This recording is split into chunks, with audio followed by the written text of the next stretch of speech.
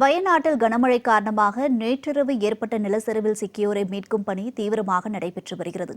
நிலச்சரிவு ஏற்பட்டது எப்படி, மீட்பு பணிகளின் தற்போதைய நிலவரங்கள் என்ன என்பதை டிஜிட்டல் வாயிலாக விளக்குகிறார் சிறப்பு செய்தியாளர் யோகேஸ்வரன். யோகேஸ்வரன், இனி நீங்கள் தொடரலாம்.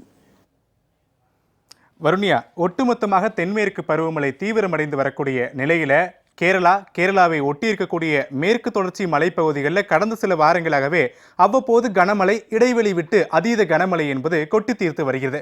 நேற்று கேரள மாநிலத்திற்கு ஆரஞ்சு நிற எச்சரிக்கை, மிக கனமழைக்கான வாய்ப்பு என இந்திய வானிலை ஆய்வு மையம் தெரிவித்திருந்த நிலையிலே நேற்று நள்ளிரவு கொட்டி தீர்த்திருக்கக்கூடிய அதீத கனமழை காரணமாக கேரளாவில் 16க்கும் மேற்பட்ட இடங்களில் 20 சென்டிமீட்டருக்கும் மிகாமல் மழை பதிவாகியிருக்கிறது. இதன் காரணமாக கேரள மாநிலம் வயநாட்டில் குறிப்பிட்ட ஒரு சில பகுதிகளில் மிகப்பெரிய நிலச்சரிவு அடுத்தடுத்து 2 முறைகள், அதாவது நள்ளிரவு 2 மணி, அதிகாலை 4 மணி என அடுத்தடுத்து நடைபெற்றிருக்கிறது. இதில் நூற்றுக்கணக்கானோர் புதையுண்டு இருக்கலாம் என்று அஞ்சப்படக்கூடிய நிலையில் இப்போது வரை 63 பேருடைய உடல்கள் மீட்கப்பட்டிருக்கிறது. சரி, இப்ப ஏற்கனவே எச்சரிக்கை விடுக்கப்பட்டிருக்கிறது அதீத கனமழைக்கு.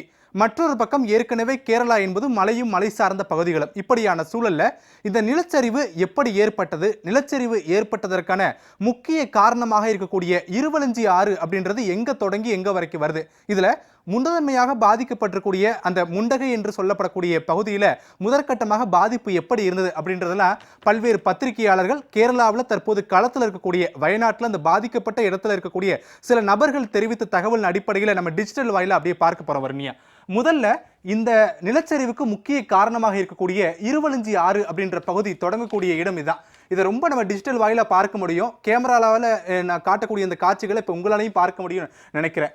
இந்த மலை முகடான இருக்கக்கூடிய பகுதிகளுக்கு கீழே தான் இந்த இருவலஞ்சி ஆறு தொடங்கக்கூடிய இடத்தை நம்ம பார்க்க முடிகிறது. இருவலஞ்சி ஆறு தொடங்கக்கூடிய பகுதி என்பது இதுவாக தான் இருக்கு. அதுலேயும் நம்ம பின்பணி காமிச்சிருக்காங்க இருவலஞ்சி ஆறு என்பது. நேற்று கொட்டி தீர்த்திருக்கக்கூடிய அந்த அதீத கனமழை காரணமாக நமக்கு இன்னும் ரொம்ப நம்ம டீட்டெயிலாக பார்த்தோம் அப்படின்னா இந்த மலை முகடான பகுதிகளை பார்க்க முடியுது இல்லையா. ஒட்டுமொத்த மலைப்பகுதிகளில் பெய்யக்கூடிய அந்த மழைநீர் அனைத்துமே வெள்ளங்களாக ஓடி வந்து இந்த இருவலஞ்சி ஆறில் தான் கலக்குது. அது ஏற்கனவே முந்தைய செயற்கைக்கோள் படங்கள் மூலமா நம்மளால தெளிவாக புரிந்து கொள்ள முடிகிறது. இப்படியாக இந்த மலை முகடுகளில் மலை தொடர்களில் பெய்யக்கூடிய மழைநீர் அனைத்துமே வெள்ளங்களாக மாறி இந்த இருவலஞ்சி ஆறை தொடக்கக்கூடிய பகுதிகளில் இது தொடங்கக்கூடிய அந்த பகுதிகளை பார்க்க முடிகிறது. இப்போ இதில் இன்னொன்று நான் உங்களுக்கு மார்க் பண்ணியே காட்டுறேன். இருவலஞ்சி ஆறு தொடங்கக்கூடிய பகுதி என்பது இந்த இடத்துல இருக்கு. இருவலஞ்சி ஆறு தொடங்கக்கூடிய பகுதி. இதில் நேற்று அந்த நிலச்சரிவு ஏற்பட்ட முதன்மையான பாயிண்ட், அதாவது நள்ளிரவு 2 மணிக்கு ஏற்பட்டுச்சு இல்லையா நிலச்சரிவு, அது ஏற்பட்டது இந்த முண்டகை அப்படின்னு சொல்லக்கூடிய பகுதி தான். இப்போ இந்த இருவலஞ்சி ஆறு தொடங்கக்கூடிய பகுதிகளிலிருந்து ஒரு பக்கம் மழை வெள்ளம் அதிகரிக்கிறது, மற்றொரு பக்கம் கேரளா முழுவதுமே பெய்யக்கூடிய மழை இந்த மேற்கு தொடர்ச்சி மலைப்பகுதிகளில் பல்வேறு மலை முகடுகளிலிருந்து வந்து சேரக்கூடிய வெள்ள நீர் இருவலஞ்சி ஆறுல விழுந்து அது நேர முண்டகையை நோக்கி நள்ளிரவுல வர ஆரம்பிக்குது. இப்போ முண்டகையில் வரும்போது தான் முண்டகையோட பெரும்பாலான பகுதிகள் முதல்ல வெள்ளத்தால் சூழப்பட்டது. நாங்கள் அதை நேரடியாகவே பார்த்தோம். எப்படின்னா நள்ளிரவில் எங்களுக்கு ஒரு சில சத்தங்கள் கேட்டது. அதில் பார்த்தோன்னா வெள்ள நீர் கொஞ்சம் கொஞ்சமாக உள்ள ஏறக்கூடிய காட்சிகளை நாங்கள் பார்த்தோம். தொடர்ந்து தான் இந்த வெள்ள நீர் என்பது தொடர்ந்து அந்த இருவலியாஞ்சி ஆறு வழியா அது கடந்து போகும்போது சூரல் மாலா அப்படின்னு சொல்லக்கூடிய 2வது பகுதி இது சூரல் மாலா பகுதியோட 2வது நகரப்பகுதியை பார்க்க முடிகிறது.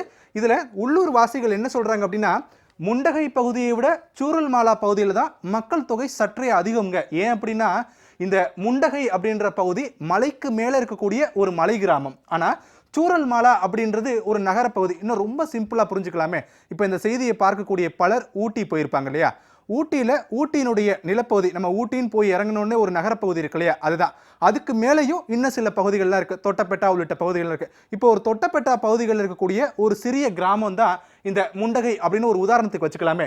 கீழே இருக்கக்கூடிய ஊட்டி தான் இந்த சூரல் மாலா அப்படின்னு சொல்லக்கூடிய பகுதி. தொட்டப்பட்டால மிகப்பெரிய அளவில் ஜனத்தொகை இல்லை, ஆனால் சூரல் மாலா என்பது ஊட்டி போன்ற ஒரு நகரப்பகுதி. அதனால இந்த இடத்துல அதிக பாதிப்புகள் இருந்துச்சு அப்படின்னு சொல்லி உள்ளூர்வாசிகள் சொல்லக்கூடிய தகவல் மூலமா தெரிந்து கொள்ள முடியுது.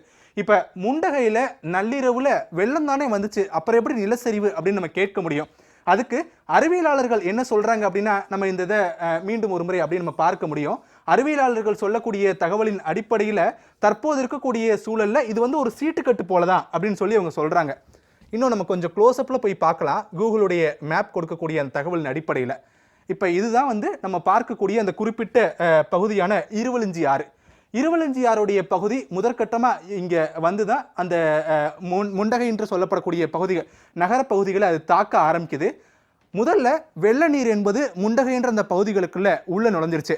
அதிக அளவுல வெள்ளங்கள் சூழ ஆரம்பிச்சிருச்சு. ஏற்கனவே எங்களுடைய முண்டகை பகுதிகளில் கடந்த சில வாரங்களா மழை பெஞ்சிட்டு இருக்கு. இதனால அந்த மலையில் இருக்கக்கூடிய மண்கள் அனைத்துமே ஒரு ஈரப்பதமான ஒரு சூழல் இருக்கு. தொடர்ச்சியா இந்த மலையில மேலிருந்து வரக்கூடிய வெள்ளங்கள்ல பல பாறைகள் அடிச்சுட்டு வந்துச்சு. அந்த பாறைகள் மலைகள் மீது மோதிய போது தொடர்ச்சியா நிலச்சரிவு கொஞ்சம் சிறிய அளவில் ஏற்பட்டுச்சு. தொடர்ந்து இந்த வெள்ள நீருடைய வேகம் என்பது அதிகரித்ததன் காரணமாகவே தொடர்ச்சியா அந்த பெரும் நிலச்சரிவு என்பது ஏற்பட்டது. அது வரைக்கும் தான் எங்களுக்கு தெரியும். அதுக்கப்புறம் என்ன நடந்துச்சுன்னு எங்களுக்கு தெரியல அப்படின்னு சொல்லி இந்த மீட்பு பணியில் ஈடுபட்டிருக்கக்கூடிய அதிகாரிகளும் சரி, உள்ளூர் வாசிகள் இருப்பாங்க இல்லையா, அந்த சம்பவம் நடைபெறுவதற்கு முன்பு வரை அங்க இருந்தவங்க அவங்களும் சொல்லக்கூடிய தகவலாக இருக்கிறது. இதுதான் தற்போது இருக்கக்கூடிய அந்த சூழல்ல முண்டகை பகுதி முதல்ல பாதிக்கப்பட்டது அப்படின்றத நம்மள தெளிவா புரிந்து கொள்ள முடியுது.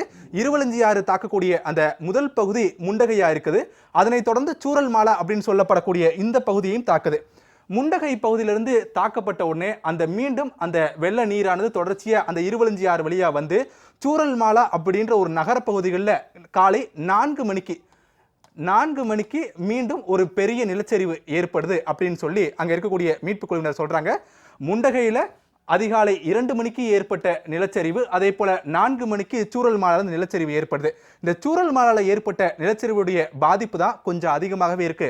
இன்னும் சொல்ல போனா முண்டகை அதே போல இருவலஞ்சியாறு 2 இடத்துல இருந்து அடிச்சுட்டு வந்திருக்கக்கூடிய கற்களும் அதே போல பல மரங்கள் என்பது இந்த சூரல் மாலால இருக்கக்கூடிய ஒரு தரை பாலத்தையே முழுவதுமா அடிச்சு நொறுக்கிடுச்சு. இந்த சூரல் மாலாவை கடக்கக்கூடிய முக்கியமான வாகனங்களுக்கு இந்த பாலங்கள் முதன்மையா இருக்கக்கூடிய நிலையில அந்த பகுதி முழுவதுமாக தரைமட்டமாகி விட்டது. இன்னும் பலர் புதையுண்டு இருக்கிறாங்க. எங்களுடைய மீட்பு பணிகள் இப்ப சூரல் மாலால தான் மிக முக்கியத்துவமா நடைபெற்று வருகிறது அப்படின்னு சொல்லி அதிகாரிகள் தரப்புல இருந்து சொல்லப்படுகிறது. இரண்டுமே இப்படி இருந்தாலும் கூட ஒரு பக்கம் சூரல் மாலா, மற்றொரு பக்கம் முண்டகை. ஆனா முண்டகையை தாண்டி இருக்கக்கூடிய ஒரு பகுதியாக இருக்கிறது மற்றொரு நம்ம பகுதியாக பார்க்க முடிகிறது. 3வது ஸ்பாட் அப்படின்னு சொல்லி கணக்கிடுறாங்க. அந்த 3வது ஸ்பாட் நமக்கு பார்க்க முடியும் டிஜிட்டல் வாயிலா. சூரல் மாலா அதே போல முண்டகையை தொடர்ந்து 3வதா இருக்கக்கூடிய ஒரு பகுதி. ஆனா அது இந்த இருவலஞ்சியாறு அப்படின்னு ஏற்பட்டதுனால ஏற்பட்ட வெள்ளத்தால் அந்த நிலச்சரிவு ஏற்படல. மிக முக்கியமாக முண்டகையிலையும் இன்னொரு இடமா சொல்லப்படக்கூடிய அந்த சூரல் மாலால மட்டும்தான் நிலச்சரிவுடைய பாதிப்பு இருந்துச்சு. 3வது இடமான மேப்பாடி அப்படின்ற பகுதிகளில் நிலச்சரிவு ஏற்படல. மாறா அந்த இருவலஞ்சியாறு வரக்கூடிய சுற்றி இருக்கக்கூடிய மலைகளில் பெய்திருக்கக்கூடிய அதீத கனமழை காரணமாக ஏற்பட்ட வெள்ளம் சேர்ந்துதான் வெள்ளமாக காட்சியளிக்கக்கூடியது அப்படின்னு சொல்லி அதிகாரிகள் தரப்புல இருந்தும் அங்க களத்துல இந்த நிகழ்வுகள் எல்லாம் பார்த்திருக்கக்கூடிய அந்த உள்ளூர் வாசிகள் சொல்லக்கூடிய தகவல்கள் தான். பொதுவாகவே மழை பெய்யும் போது மலை கிராமங்கள்ல இது போன்ற ஆறுகள்ல வெள்ளம் அதிகரிக்கும். இது வழக்கமான ஒன்றுதான். இந்த வெள்ளத்தை கண்காணிக்க வேண்டிய பொறுப்பு என்பது உள்ளூர் நிர்வாகத்துக்கு இருக்கு. ஆனா உள்ளூர் நிர்வாகம் நேற்றைய தினமே குறிப்பிட்ட பகுதி மக்களுக்கு எச்சரிக்கை கொடுத்திருக்காங்க. என்ன எச்சரிக்கைனா, இன்றைய தினம் கேரளால குறிப்பிட்ட வயநாடு பகுதிகளில் மழை அதிகமா பெய்வதற்கான வாய்ப்புகள் இருக்கு. மழை அதிகமா பதிவாகும் போது இந்த குறிப்பிட்ட இருவலஞ்சியாறுல வெள்ளம் அதிகமா பதிவாவதற்கான வாய்ப்புகள் இருக்கு. நிலச்சரிவுக்கான அபாயம் ஓரிரு இடங்கள்ல இருக்குன்னு சொல்லியிருக்காங்க. அதனால மக்கள்லாம் பாதுகாப்பான இடங்களுக்கு செல்லுங்கன்னு சொல்லி ஒரு குறிப்பிட்ட மக்களை மட்டும் பாதுகாப்பான இடங்களுக்கு அப்புறப்படுத்தியிருக்காங்க. ஆனா நாங்க பல ஆண்டுகளாக இதே இடத்துல வசிச்சுட்டு இருக்கோம். இந்த இடத்துல இதுவரைக்கும் நிலச்சரிவு வந்ததில்லை. அதனால எங்களுக்கு எந்த பாதிப்பும் இல்லைன்னு சொல்லி நம்பி இருந்தவர்கள் மட்டுமே இப்போ வரைக்கும் நிலச்சரிவுல சிக்கியிருக்காங்க. அவங்களுடைய மீட்கக்கூடிய பணிகள் எல்லாம் நடைபெற்று வருகிறது. முக்கியமா கேரள மாநில அரசு அதிகாரிகள் கொடுக்கக்கூடிய தகவலின் அடிப்படையில் 63க்கும் மேற்பட்டோர் இப்போது வரை உயிரிழந்திருக்கிறார்கள். இது அதிகாரப்பூர்வம். ஆனா காலையிலிருந்து ஜெயா பிளஸ் மூலமா உள்ளூர் வாசிகள், வயநாடுல வசிக்கக்கூடியவங்க, பல மூத்த பத்திரிகையாளர்கள், அங்க இருக்கக்கூடிய உரிமையாளர்கள் பலர்கிட்ட நம்ம தொலைபேசி வாயிலா பேச முடிஞ்சது. அவங்க என்ன சொல்றாங்க அப்படின்னா, இன்னும் பலர் புதையுண்டு இருக்கலாம்.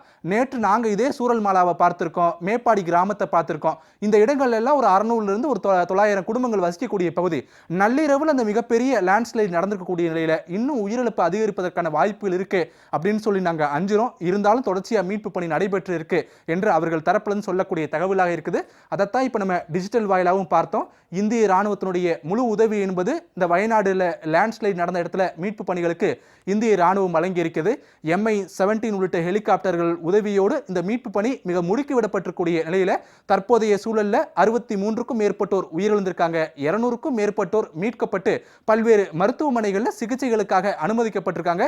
மீட்பு பணிகள் மழை பெய்து கொண்டிருக்கக்கூடிய இந்த நேரத்தில் கூட மிக விரைவாக நடைபெற்று வருகிறது அப்படின்றத களத்திலிருந்து நமக்கு கிடைக்கப்பெறக்கூடிய தகவல்களாக இருக்கிறது.